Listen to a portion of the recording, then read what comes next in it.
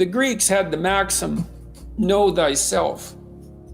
How do we come to know ourselves in terms of our personalities and, more importantly, potential? Well, one of the first ways to come to know yourself is to understand that you don't. You can learn to kind of watch yourself like you're watching a stranger, but you have to adopt a position. It's a position of radical humility, I would say. Humility in two senses. So one sense would be the humility of recognizing your ignorance. So you have to understand that you don't know who you are.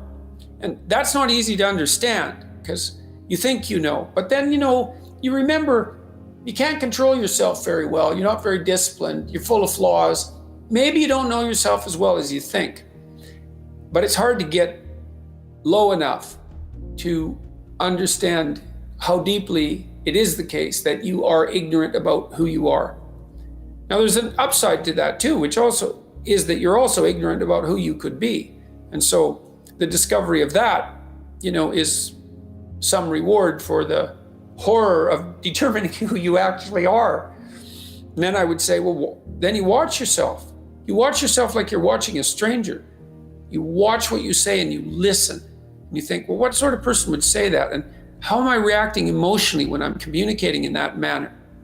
Is that making me feel stronger or weaker? Is it filling me with shame? Is it helping my confidence?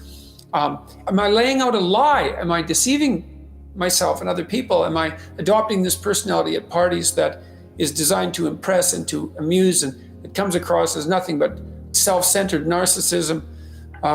What are my dark fantasies? What are my aggressive fantasies?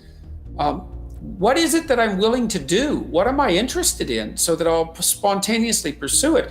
What do I procrastinate about and why? What am I unwilling to do? What do I think is good? What do I congratulate myself for accomplishing? And what do I berate myself for failing to confront and to implement? Those are all incredibly complicated questions, and you don't know the answers to them. So that's a start. And then in terms of potential, well, you'll discover a little bit more about your potential as you discover who you are, especially the darker parts of yourself, because then you discover your potential for mayhem. There's some real utility in that.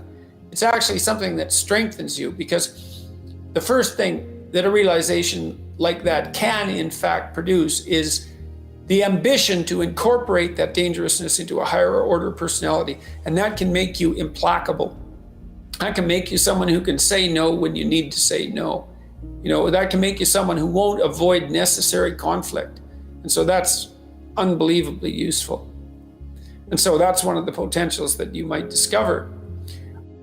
The other thing you do to discover your potential is you challenge yourself. It's like Rule 4 in my book, 12 Rules for Life, is compare yourself to who you were yesterday and not to who someone else is today. And that's kind of a good way to start this. It's like, well, take a bit of a look at yourself and think about what's not so good that you could improve, that you should improve by your own standards, and that you would improve, and set yourself a little goal. Maybe you're not studying at all and you're at university. Or maybe you're at work and you've got this stack of paper there, and you haven't looked at that damn stack for like a month, and you know that you should be. And you're bothering yourself at night because you're avoiding that. You think, well, I've avoided that stack of paper completely for 1 month. I'm quite a coward when it comes to whatever snakes might be hidden in that stack of paper. How about tomorrow I just put that stack of paper in front of me on my desk and I glance through it for 15 seconds. See if I can do that. It's like, well, you set yourself a goal of improvement. It's a humble goal, because really, are you such a coward that the best that you can bloody well manage after a month of avoidance is 15 seconds of exposure to a stack of paper? It could easily be. You've been avoiding it. You're obviously afraid of it. And so the situation could be that dismal and dire. And you might think, well, geez, it's no balm to my ego. It's not fostering the strength of my ego to recognize in myself someone who could only withstand 15 seconds of exposure to that thing I'm afraid of. And so that's a form of humility too. It's like there's things you could do to improve, and you know what they are. And there's small steps that you could take, that you might take, that would put you in that direction. And then the question is, are you big enough to take those small steps? Are you capable of grappling with the fact that you're fundamentally flawed to the point where you have to break things down into almost childlike steps in order to manage them? And the answer to that is, yeah, you are. And that's the lot of, I don't know if it's the lot of everyone. Most people have things they avoid, and they're afraid of. So I would say to some degree, it's the lot of everyone. People vary in the degree to which they've conquered that. And you do meet people from time to time who are extraordinarily disciplined. But most of the time, they've got disciplined in exactly this manner. It's through slow incremental improvement.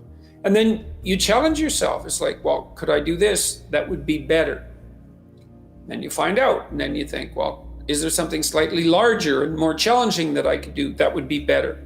And you try it and you find out. And as you try it and you find out, generally you get better at it, and you can take on larger and larger challenges. You take responsibility for yourself. That's part of standing up straight with your shoulders back. It's like, take on the world, man, but only at the level that you can manage. When you're ignorant and biased and deeply flawed and immature, it's where everyone starts. You don't want to bite off more than you can chew, but it doesn't mean that you can't wrestle with part of reality. Some part that's small enough so that you have a good shot at victory. And to put yourself together, the first steps towards that is to allow yourself to be a fool, right? It's because you don't know what you're doing. You have to admit that. And there's going to be a loss of ego or destruction of ego, arrogant ego that necessarily accompanies that. But you need the loss of that arrogant ego, because it's precisely what's interfering with your movement forward. It's part of the adversarial process, mythologically speaking, that stops moral progress. You're too proud of who you think you are to notice what you're like so that you could change properly.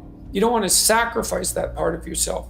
It's probably associated with some delusion that helps you maintain a positive, although very fragile self-image, in the absence of genuine effort. It's not to be recommended. You know yourself by watching and paying attention. It's watching like you're a snake. A snake watches like cold-bloodedly, with no emotional reaction, just to see what's there.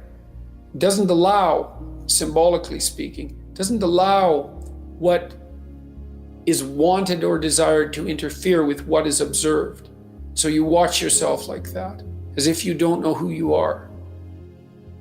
Well, that's the beginning. And then you challenge yourself continually to see how far past yesterday you can push today and tomorrow, and to continually experiment with expanding the domains not only of your competence, but of your ability to increase that competence. And the upper limit to that is proportional to the moral effort that you put into it.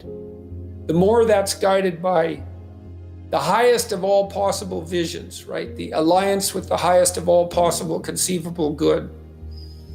And the more it's accompanied by truth in speech and action, the more you will develop your potential. And you also, I suppose, have to be willing to undertake that as an adventure, because it's a hell of a thing to bear that kind of responsibility.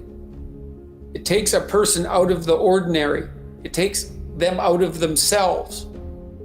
And there's an alienation and an isolation that goes along with that, and a great sorrow, all of that together. But there's deep meaning to be had in it, and there isn't anything better that you can do. So that's the answer to that question.